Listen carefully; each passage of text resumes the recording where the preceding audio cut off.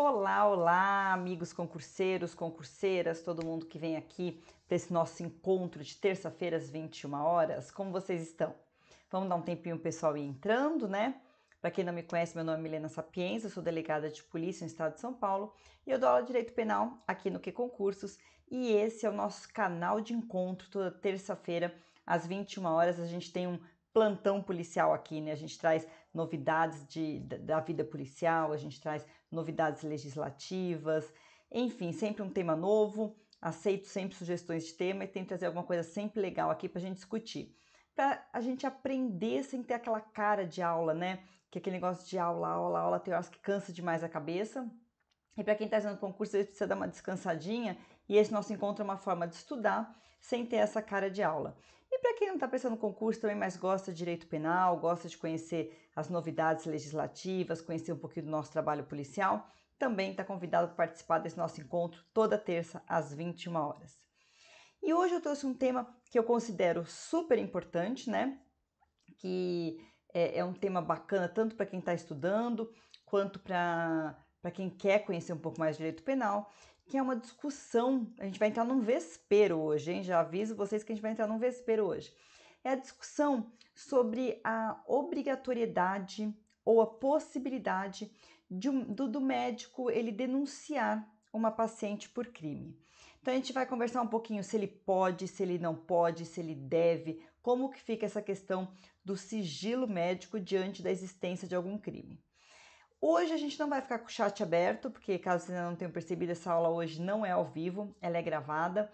E isso são ossos do ofício, né? A gente tem plantões aí de última hora e acabou que caiu bem no dia do nosso encontro e eu tive que deixar a aula gravada. Aliás, se vocês acharem interessante, eu acho que a gente pode ter um encontro para falar um pouquinho como funcionam as divisões da polícia, os horários de trabalho, para vocês entenderem um pouquinho a nossa atividade. Hoje eu não sou mais plantonista, né? Eu não trabalho em plantão, já estou há um bom tempo na polícia, né? Estou há 10 anos, e eu não trabalho mais em esquema de plantão. Mas eu faço alguns plantões eventualmente para cobrir colegas. Então, pela falta de funcionário, hoje em dia, mesmo quem não é do plantão, como é o meu caso, a gente cobre alguns colegas em plantões, né? Então, na data de hoje, né, eu teria um plantão, por isso que eu gravei. Se vocês acharem legal, a gente grava uma aula falando um pouquinho sobre isso, para vocês entenderem o que faz quem está no plantão, quem está na delegacia diária. Hoje eu trabalho numa delegacia diária, né? E cuido das investigações. E acho que a gente pode marcar um encontrinho aí numa terça-feira para conversar um pouquinho sobre isso. Depois vocês deixem aqui embaixo, me mandem no Instagram se vocês acham um tema legal ou não. Tá legal, pessoal? Então, dito isso, né? Vamos começar a nossa aula que hoje tá incrível. Quem tiver dúvida, como a gente não vai ter o chat aberto, quem tiver dúvida, entra depois lá no meu Insta, Milena Sap, pergunta. Eu tô sempre à disposição de vocês, tá? E vamos começar a entender um pouquinho esse tema. É uma super discussão de conflitos, né?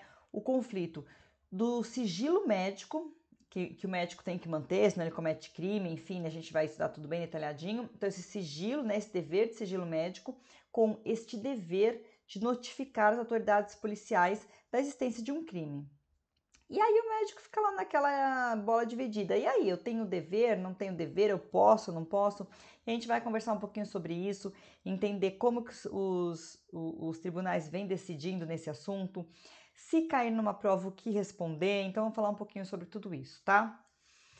Para começar o assunto, para a gente conseguir se situar, a gente vai trazer alguns casos de aborto, né? Foram decisões que a gente teve aí do STJ em casos de aborto. E é essa que vai ser a nossa discussão.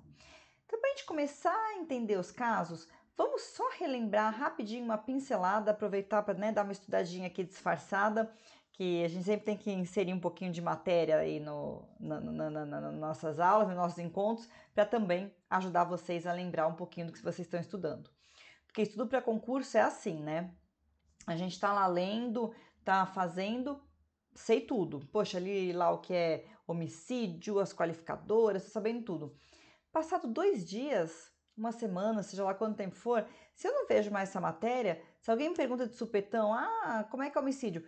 Já morro, falo, gente, eu não sei nada que eu estudo, eu estudei e não lembro mais, porque é isso, né? a gente tem que estar sempre exercitando a mente e trazendo de volta o estudo.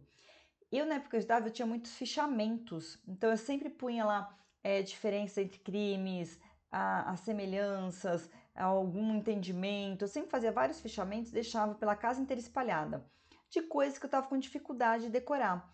Por exemplo, qualificadoras, aumento de pena. Então eu estudava aquilo e toda hora que eu batia o olho lá no armário, batia o olho no... eu via novamente aquela informação. Então era uma informação que estava sempre vindo à tona e aí eu memorizava melhor. Então fica aí a dica para quem tiver com dificuldade de memorizar, que é uma boa.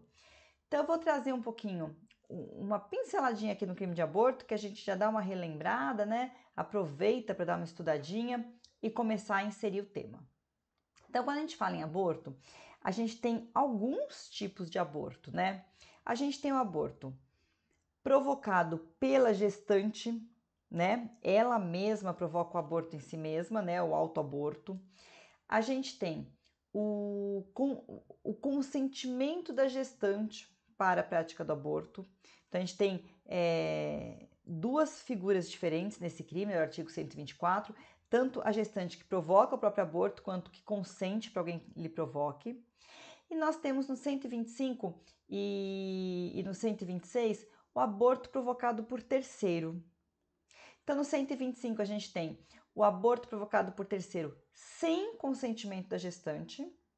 E no 126 nós temos o aborto provocado por terceiro com consentimento da gestante, tá? Então, são três previsões diferentes, artigo 124, 125, 126. Lógico que a pena mais gravosa é a do aborto provocado por terceiro sem o consentimento da gestante, né? Imagina que loucura. Primeiro que o aborto é proibido no Brasil, né, nessas três modalidades. Então imagina um terceiro cometer esse crime da interrupção da gravidez, que é um crime, é proibido no Brasil, sem a autorização da própria gestante. Então, além dele interromper a gravidez, o que já é um crime, ele ainda está violando aquela gestante, né? Está agredindo de alguma forma, né? Então, essa com certeza é a pior das condutas, a pena mais grave, com certeza, né? A gente não pode esquecer que o parágrafo 1º, ele equipara o não consentimento da gestante com o consentimento viciado, né? Então, é considerado um aborto sem consentimento da gestante, né? Usa-se a pena do aborto sem consentimento da gestante quando esse consentimento é inválido, seja porque a vítima não é maior de 14, porque a vítima tem algum problema mental, a vítima consentiu mediante fraude, grave ameaça ou violência. Então, nesses casos, o consentimento não é válido e a pena é a do aborto sem consentimento. Ah, Milena, mas dá um exemplo. Poxa, um namorado que quer que a namorada interrompa aquela gravidez, ela não quer, e ele acaba ou ameaçando, se não fizer isso eu vou te matar,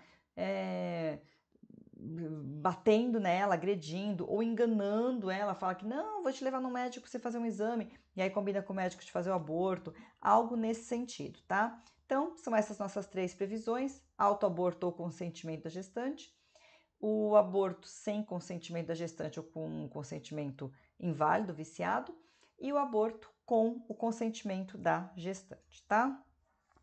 Lembrando que o aborto pode ser praticado por qualquer pessoa, seja médico ou não, né? De qualquer forma, nesses casos são figuras criminosas. Se cair na sua prova, o aborto é proibido no Brasil em qualquer circunstância? Errado, tá? Errado, errado, errado, não cai nessa pegadinha. Existem formas de aborto permitidos no nosso país, no nosso ordenamento, tá? Quais são os abortos permitidos? Se não houver outro meio de salvar a gestante, se o aborto for resultante de um estupro, são as previsões do Código Penal, ou ainda, hoje, pelo STF, entende-se que também é permitida a interrupção do feto anencéfalo, tá? Não tem atividade cerebral, não tem possibilidade de vida, portanto, o STF entende que é possível a interrupção dessa gravidez. Ah, o médico pode então interromper se tiver uma síndrome qualquer aí que é incompatível à vida? O médico pode interromper se tiver uma doença gravíssima que não vai para frente? Pode? Não pode, pessoal. pela nossa legislação, pelo nosso ordenamento, só é possível interromper para salvar a gestante ou se a gravidez for decorrente de estupro, ou ainda pela decisão do STF em caso de feto anencéfalo, único caso, não pode eugênico, não pode outra síndrome. Ah, mas se for uma síndrome incompatível com a vida? Pode entrar com uma liminar pedindo essa interrupção, pode ter outros meios legais, mas não tem essa previsão legal, nem na lei, nem entendimento do STF, tá? Então, por enquanto, hoje ainda temos que o aborto é criminoso, não é permitido e só pode ser executado por um médico se for para salvar a gestante ou em caso de decorrência de estupro ou estupro de vulnerável ou ainda se o STF permitir. Lembrando que qualquer menor de 14 anos é vulnerável, qualquer gravidez de menor de 14 anos permite o aborto, tá? Não precisa, para o aborto não precisa, já falei isso em aulas com vocês, né? Não precisa ter BO, não precisa ter denúncia, não precisa ter nada disso. A vítima vai lá, procura o médico, fala que ela foi vítima de estupro, ou se for uma vítima menor de 14 anos, já é presumido estupro, né? E o médico tendo essa convicção de que houve um estupro, ele faz sim o aborto, tá? Lembrando que no Brasil, sempre que for para salvar a gestante, o médico realiza o aborto, independente da autorização da gestante ou de qualquer familiar. Não existe aquela cena de novela de vai salvar a mãe ou a gestante, não existe. No Brasil, quando a gente pondera os direitos, né, sempre tem que ver qual o nosso ordenamento protege mais entre uma mãe viva, né, que já tem uma vida a ser preservada, e um feto que é uma possibilidade de vida. A gente protege a vida que já existe, então a mãe tem que ser salva. Tá legal? Dito isso, sabemos tudo sobre aborto, já deu para rever tudo, e aí vamos chegar agora no caso. A mulher fez o aborto, né? Em casa, tomou um remédio, ou clandestinamente numa dessas clínicas aí que realizam aborto, seja lá o que for. E aí ela teve uma complicação e teve que procurar um médico. Temos muitos casos, né? Teve uma época que direto a gente tinha na delegacia médicos denunciando mulheres que procuraram o pronto-socorro, procuraram o atendimento médico por conta de abortos mal-sucedidos, então a gente tinha muito disso algum tempo atrás. E nós temos 2 casos que chegaram lá de discussões de tribunais superiores, e esses casos a gente tem uma decisão aí do STJ, que é o que a gente vai debater aqui. Então, a vítima chegava lá para ser atendida, ela ia procurar um socorro médico, porque ela poderia morrer por conta daquele aborto mal sucedido. E aí o médico, que ele fazia? Denunciava essa vítima para a polícia e começava-se uma investigação de aborto. Gente, nesse caso, pensando nisso, a gente não está priorizando a vida de quem já existe, né? A vida da gestante, que ela já está viva, já, né? Não é uma expectativa de vida, é uma vida que existe. A gente não está pensando nela, né? Porque se a gente vai denunciar, a gente tira o direito da gestante de procurar o médico. Ela tem o direito, só que ela vai presa. Não é assim, né, pessoal? Então a gente não pode obrigar essa mulher a morrer em casa sem um atendimento médico. Então a gente tem que tomar muito cuidado com isso.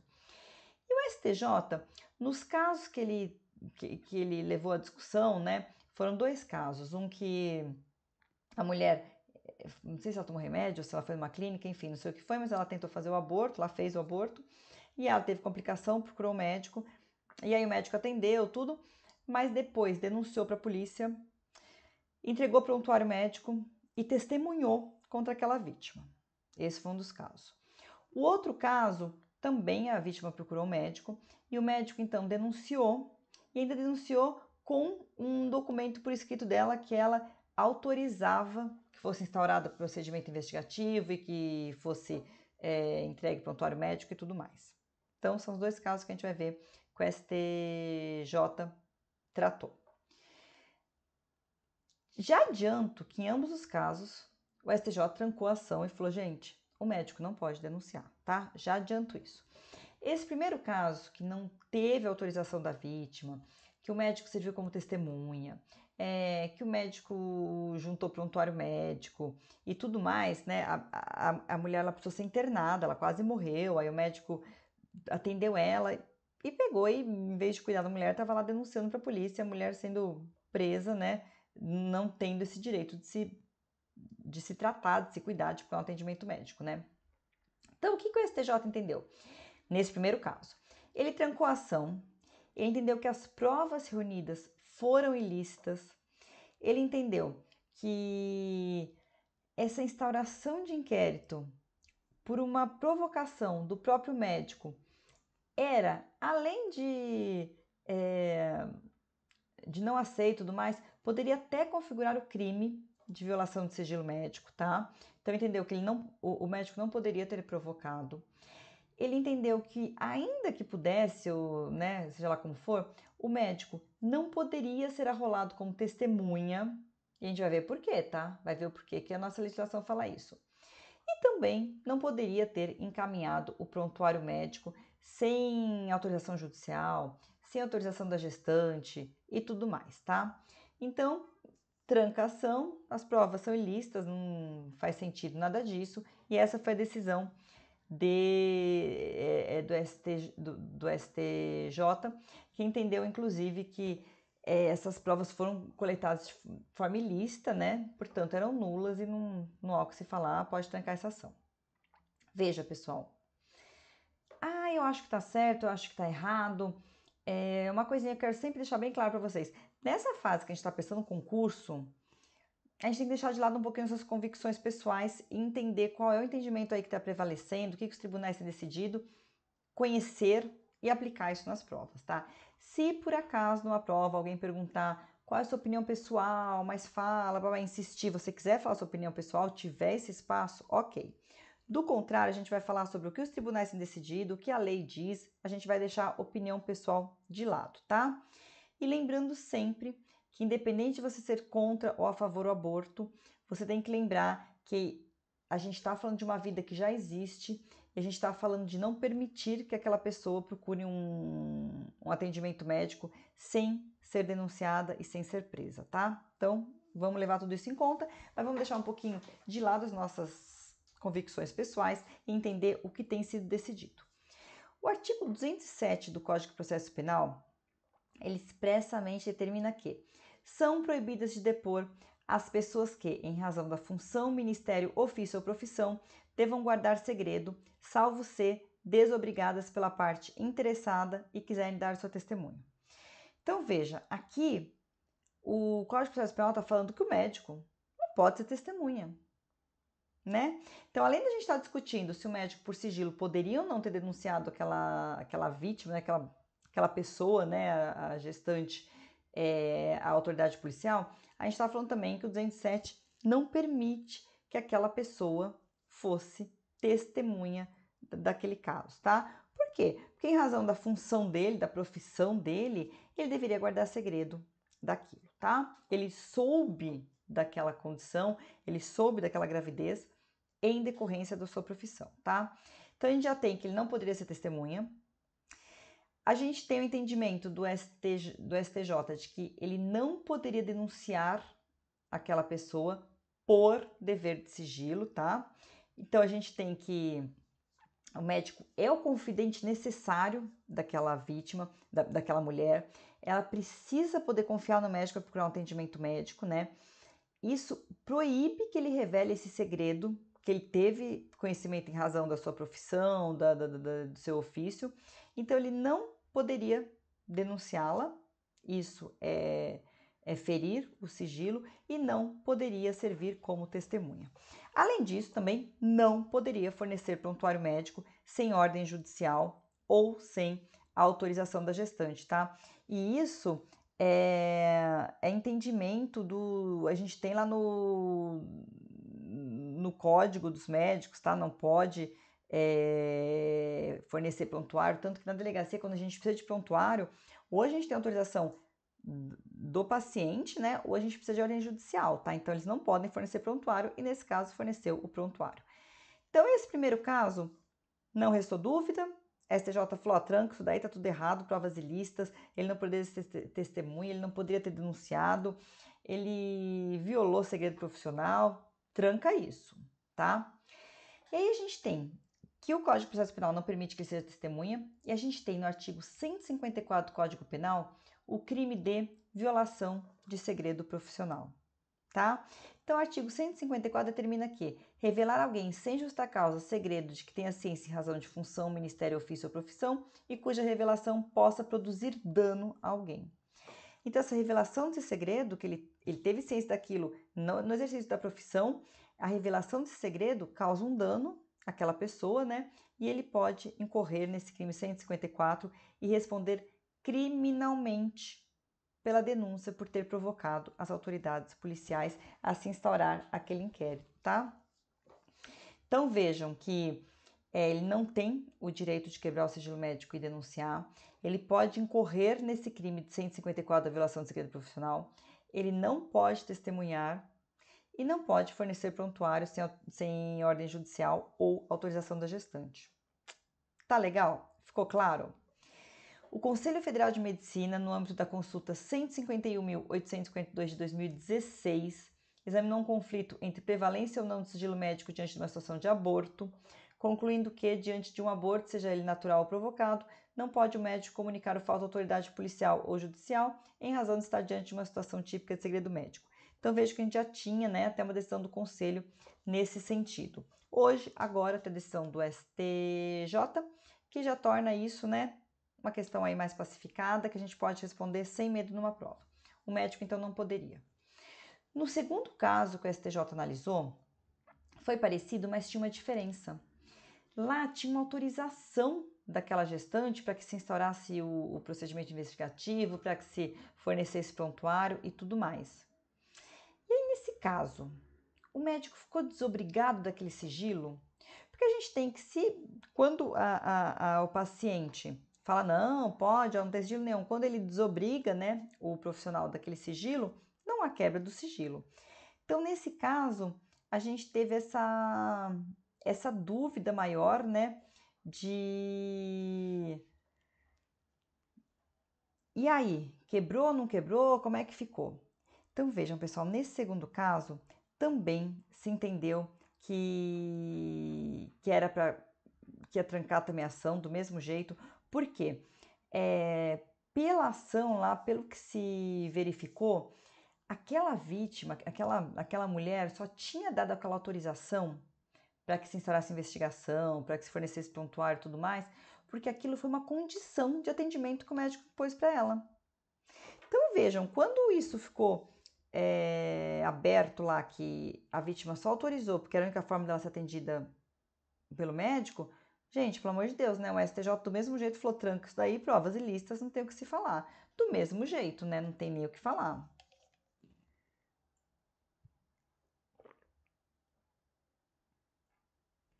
Trancou do mesmo jeito e se entendeu que também foi um absurdo isso, né? E aí, a gente entra agora num vespeiro maior ainda, que era, eu queria trazer essa provocação para vocês, para a gente tentar chegar num problema maior ainda, né? O que acontece? Aqui a gente está falando do aborto. Tudo bem. No aborto se entendeu que essa denúncia do médico, né? Essa quebra do sigilo do médico prejudica aquela mulher, né? Então, quando a gente tem que a violação do segredo profissional o revelar sem autorização, tal, podendo produzir dano a alguém, encaixa bem. Então a gente tem que ele não pode denunciar nesses casos, né? Nesse outro caso, então, que ela consentiu, sendo isso uma condição imposta para ser atendida pelo médico e tudo mais, isso reforça ainda mais a ilicitude, né? Não tem nem o que falar. Então, nesses dois casos, a gente tem esse cenário que já foi decidido pelo STJ, de que não pode prejudicar aquela gestante, ela tem que ter direito a procurar um atendimento médico, isso quebra a violação de sigilo, não pode fornecer prontuário e tudo mais, e isso está aí decidido, a gente pode falar isso numa prova. Mas aí, a gente entra num vesperinho aí maior. O médico, ele tem obrigação de comunicar qualquer crime que chegue ao seu conhecimento em razão do exercício da medicina, certo? Certo. Quando ele tem essa obrigação, se ele não... A gente tem aí um conflito de legislações, né? A gente tem um conflito de ordens. Um manda, ó, você tem que falar se você souber de qualquer crime, outro fala, opa, se você falar quebrou o sigilo. E aí fica aquela coisa, e aí? É para falar? Não é para falar? Eu vejo lá o crime e fico quieto, só atendo. O que eu tenho que fazer? Então, o que se entende? Tem alguma infração ele deixar de comunicar nesses casos? Porque ele tem a obrigação legal de comunicar crimes que cheguem no conhecimento dele. Ele comete alguma infração, então, quando ele não comunica? Como é que a gente resolve esse conflito normativo da atividade médica, gente? Isso é, sim, um vespeiro, né? E a gente vai ter que entrar aí e tentar resolver isso. Nesses casos em que a vítima, né, a gestante, a pessoa que está procurando atendimento médico, ela possa responder criminalmente, ela possa ser presa por procurar um atendimento médico, nesses casos, entende-se que ele não tem essa obrigatoriedade de revelar e, pelo contrário, se ele fizer, ele quebra o sigilo médico. Porém, se ele tiver ciência, por exemplo, de um estupro, de uma violência contra a criança, se ele na atividade médica ele tiver ciência que aquela pessoa que ele está atendendo é vítima de algum crime, aí ele tem a obrigação legal, sim, de denunciar para as autoridades, tá? Então, chegou no conhecimento dele a existência de algum crime, pela profissão dele e tudo mais, ele tem sim a obrigação, tá? Ele tem a obrigação legal de provocar, né, a instauração de uma investigação, ele tem a obrigação legal de comunicar à autoridade policial o que está acontecendo. Então, estupro, vou dar um exemplo que a gente teve lá na delegacia. Uma vítima de estupro procurou atendimento médico, ela não quis fazer BO, ela não queria denunciar, ela não queria envolvimento em ação penal, ela não queria ser revitimizada, ela não queria ter que falar sobre o caso, ela preferia só ter o atendimento médico, o seu tratamento, tomar o coquetel e etc. E esquecer aquele caso e não ter que lembrar, não ter que falar sobre aquilo, não ter que acompanhar uma ação, não ter que reconhecer ninguém, não ter que passar por exame de corpo de delito. Ela preferia, era uma opção dela. Porém, quando ela procurou um médico, em se tratando de uma vítima procurando ele, não era uma autora, como nos casos de aborto, né? Então, não tem risco de fazer nenhum dano para ninguém e tal. Ele sabendo que aquela pessoa era uma vítima, ele se sentiu na obrigação e foi lá provocar a investigação da autoridade policial, né, da delegacia, em se tratando de uma ação penal pública incondicionada. O simples fato dele ir lá comunicar para a gente faz com que a gente tenha que instaurar uma investigação, certo? Chamamos a vítima e ela chegou lá e chorou e falou, pelo amor de Deus, eu não quero falar sobre o caso, eu não quero...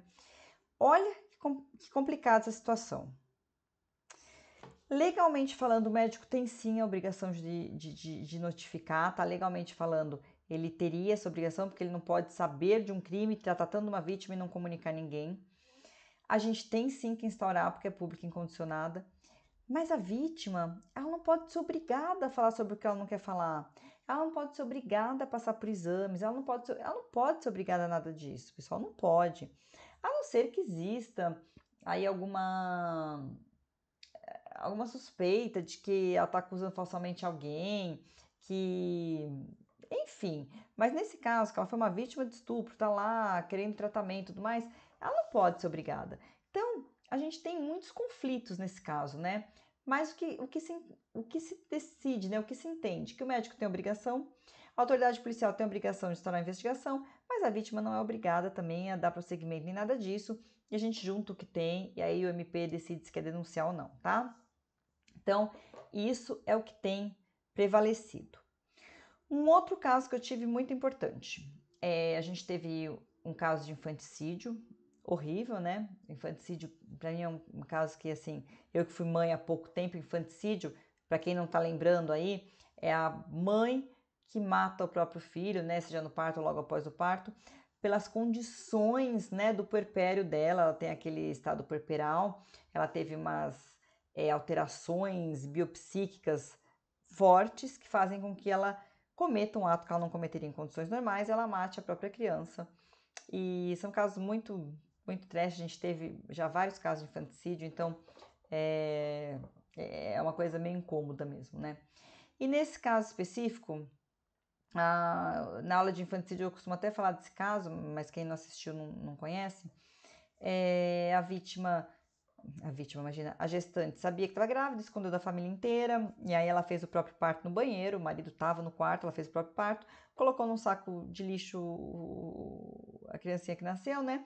Fechou o saco, saiu, jogou no bueiro a criança, e aí ela, com o cordão cortado por ela mesma, toda ensanguentada, tendo hemorragia e tal, ela desmaiou, e aí correram e levaram ela para atendimento médico, e simultaneamente a isso, uns meninos passaram na rua, no bueiro, começaram a ouvir um barulho estranho, acharam que era um gatinho, acabaram entrando no bueiro e acharam a criança. Então, a gente tem duas cenas diferentes, tá? Ela tá lá sendo socorrida, ninguém sabe o que aconteceu, ninguém sabe de nada, porque a família nem sabia que ela estava grávida. E lá na rua tem pessoal achando um bebê. Não tem nenhuma ligação, ninguém tá conseguindo ligar nada, a mulher tá no hospital. Quando essa mulher chegou no hospital, os médicos atenderam ela, socorreram ela e tudo mais. Nesse caso, se eles denunciarem, ela também é uma autora de crime, ela também vai responder criminalmente, mas nesse caso a gente tem que ponderar, né, o que a gente está protegendo aqui. Nesse caso específico, o médico viu que tinha um cordão umbilical cortado, ele viu que nasceu alguém de lá e a gente tem que tentar achar essa criança com vida. Então, nesse caso, o médico acionar as autoridades e falar, gente, ó, aqui sai um bebê, tem um bebê aí em algum lugar. É importante, porque a gente tem que tentar achar essa criança com vida. E nesse caso específico, os vizinhos que escutaram lá no bueiro o choro, acharam que era de bebê, entraram no bueiro e tudo mais, conseguiram salvar essa criança com vida.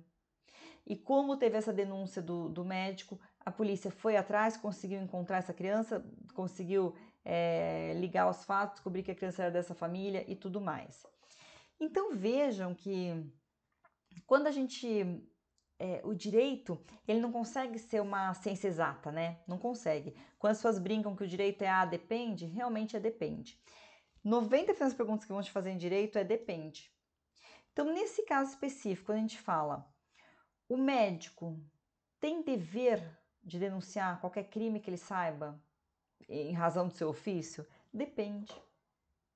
E ainda assim, a gente vai num depende muito mais profundo, porque a gente fala depende. Se a pessoa que ele está atendendo for autora do crime, por exemplo, no caso de aborto, não, porque ela tem que ter direito de poder se procurar um atendimento médico, não tem uma vida a ser protegida nesse momento, ela já fez o aborto, aquela gravidez já foi interrompida, o médico não tem que salvar nenhuma vida. Ele simplesmente vai denunciar para ela ser punida, para ela ser criminalizada, então vai deixar de atender uma pessoa e salvar a vida dela para ter um processo criminal. Não tem uma outra parte, não tem uma vítima, não tem alguém correndo risco, não tem um sequestrado, nada disso, entende? Então a gente tem que ponderar. Então nesse caso do aborto, já teve aborto, já interrompeu a gravidez e agora a gente tem uma vida que precisa ser salva. Quando ela procura o atendimento médico, ela tem que ser atendida. E se a gente permitir que os médicos denunciem, elas não vão mais procurar atendimento. E embora assim a questão do aborto seja muito delicada, tenham muitas correntes contrárias e favoráveis, tenham muitos motivos, deixando isso de lado, aqui quando a gente fala no dever médico, a gente tem que pensar nisso, tá? Que tem que proteger essa mulher, ela tem que poder procurar um atendimento médico. Então, nesse caso, não pode denunciar, ele vai incorrer no crime de violação do sigilo profissional, ele não pode ser testemunha, o Código de Processo Penal não permite, e não pode entregar o prontuário sem ordem judicial nem autorização daquela gestante. Tá legal? Já nos casos em que a pessoa que procura o hospital é uma vítima, tem que denunciar, pessoal. Ficou sabendo que a criança tem lesão, ficou sabendo que a mulher é vítima de violência doméstica, ficou sabendo que a mulher foi vítima de estupro, tem que denunciar, tá? A autoridade policial tem que saber, tem que instaurar uma investigação, tem que ver o que está acontecendo. A gente teve um caso do menininho, né, que o padrasto foi lá fazer BO, que tinha morrido, morte natural e tudo mais. E aí, quando chegou lá no IML, o IML percebeu que tinha um monte de lesão e a gente percebeu que ele tinha matado a criança. É um outro caso, estou só citando, porque isso, vindo aqui para uma criança com vida, mostra a importância dele denunciar. Então, a criança vai lá vê uma garganta, vê um nariz, e o médico, na hora que examina, vê que ela tem lesões de agressão, lesões de maus tratos, tem que denunciar, tem que avisar a autoridade policial. E aí, nesse caso, por exemplo, do infanticídio, que vejam que foi um caso que a gente teve mesmo na delegacia, né? Um caso concreto, não estou dando um exemplo fictício, que a gente teve esse caso. Nesse caso, mesmo ela sendo autora, a gente sabendo que ela tem que ter a possibilidade de ser atendida por um médico, ela não pode ter medo de procurar ajuda médica e tudo mais. Nesse caso específico, a denúncia se fez necessária, o acionamento da autoridade da polícia se fez necessário porque existia a possibilidade de uma vida perdida por aí. Então, se ela cortou o cordão umbilical e o fetinho está lá num lugarzinho, e se a gente atender correndo pode salvar aquele feto, tem que levar isso em conta. Então, o médico vendo aquilo, percebendo que acabou de dar aquele corte, que a criança acabou de nascer, que se a criança está em algum lugar, a gente tem que tentar proteger a vida daquela criança, né? Pode ser que a criança já morreu? Pode.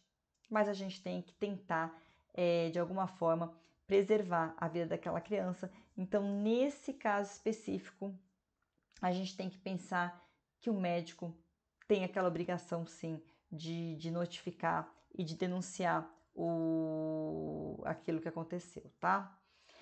Lembrando que esse sigilo profissional, ele vale também para psicóloga, psiquiatra, vale para outros atendimentos também de saúde, tá? Então, aquilo que você fica sabendo em decorrência daquela sessão de terapia, tá dentro desse sigilo profissional. E aí a gente entra naquele vespeiro aí que, né, cada caso é um caso e tem que ser analisado o caso concreto. Porque vai falar, ah, tá, aí a psicóloga fica sabendo que ele matou, ela tem que falar, não tem que falar. Gente, cada caso é um caso, tem que analisar o caso concreto, mas a princípio, sempre que existir uma vida envolvida, eu entendo que o sigilo médico deixa de existir, né? Porque o sigilo profissional deixa de existir. Por exemplo, se ele vai lá no psicólogo, no psiquiatra dele e fala assim: tô muito nervoso porque eu sequestrei uma pessoa que tá aí num cativeiro e agora eu não sei o que fazer. Poxa, se a gente sabe que a gente pode salvar uma vida, tem que balancear, né? O que vale mais? O sigilo profissional ou salvar uma vida? Então a gente tem que pensar que cada caso, né, a gente tem que colocar numa balança. Numa prova, assim, uma primeira fase, uma prova, normalmente o que deve cair é o sigilo médico no caso de aborto, que é o que está mais em pauta, né? O ano passado tiveram essas decisões, então é uma coisa que foi decidido agora, uma coisa que está bastante em pauta. O aborto vem sendo discutido a legalização, então é um assunto muito atual e eu acho que essa é uma questão que pode cair e a gente tem que saber que o médico não pode denunciar a mulher que busca, né, atendimento médico por conta de um aborto mal sucedido, tá? Podem cair algumas das outras hipóteses? Pode, por isso que é importante a gente saber. Em caso de estupro, tem que denunciar. Em caso de maus tratos, violência doméstica, tudo isso tem que denunciar, porque ele tem aquela obrigação de notificar, né, o Estado da ocorrência desses crimes. E no caso de aborto, não. Eu acho que isso é o que mais tem caído. Mas, lógico, que se for uma prova oral, se for uma segunda fase e quiserem trazer casos mais polêmicos, mais aprofundados, a gente tem que sempre partir desse princípio dos bens que a gente está comparando, né? Sempre levar em conta. A gente sempre vai prevalecer a vida que já existe do que a expectativa de vida, vai prevalecer salvar uma vida do que manter um sigilo profissional. Então a gente tem que levar em conta assim quais são os bens que a gente está analisando, tá? Esse era o assunto que eu queria tratar hoje. Acho interessantíssimo esse assunto e pouco falado. Essa decisão aí foi do ano passado, então é uma decisão que está com tudo para cair, então a gente tem que falar sobre esse assunto. Eu acho que o pessoal está comendo bola aí de não falar bastante desse assunto, porque pode ser cobrado em qualquer fase de concurso. Também é legal para a gente saber para a nossa vida, né? Não sair falando besteira por aí, então é importante a gente saber. Espero que vocês tenham gostado desse tema, desses casos, né? Esses causos que eu fico trazendo para vocês aí, que eu acho que dá uma ilustrada, né, no estudo, então acho que é bem gostoso, espero que vocês estejam gostando dos nossos encontros. Se tiver qualquer dúvida, entre lá no meu Insta em pergunta, Milena Sap, e se tiver sugestões aí de temas para as próximas aulas, entra lá, pode sugerir aqui embaixo, que eu vou ter o maior prazer de trazer para vocês.